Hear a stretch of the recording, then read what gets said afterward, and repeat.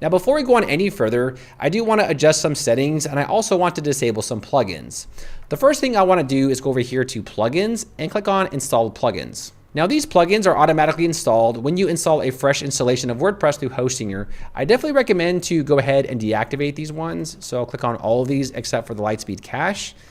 Click on deactivates and then click on apply. Now I want to delete these. So I'll go ahead and delete these plugins. And don't worry, you can always install these plugins later. No problem. I just want to get them off the website because sometimes they can conflict with demo imports. So I'll click on all of those plugins, deletes, and then click on apply. And now it's going to delete the plugins. Okay. The next option I want to show you all is how to adjust your password for your WordPress websites. So going over here to users, I'll click on profile. Next is the profile section. And here we can adjust the background color scheme. So we can pick light or modern or blue or ocean. I'll go ahead and select midnight. I think this is like easier on the eye, right?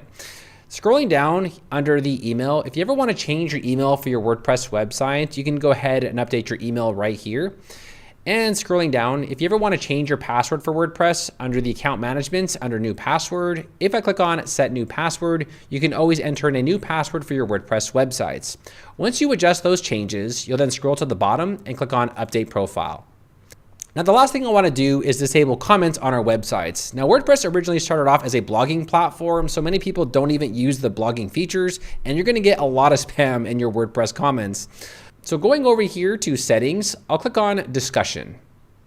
And I just want to make sure that I disable all of the comments. So right here, I'll go ahead and uncheck this box. This makes it so people cannot, leave spam or links on our comments.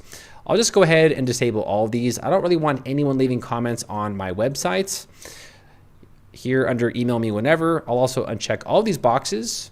Scrolling down, I'll then click on save changes. So after we disable comments, let's go ahead and go to dashboard.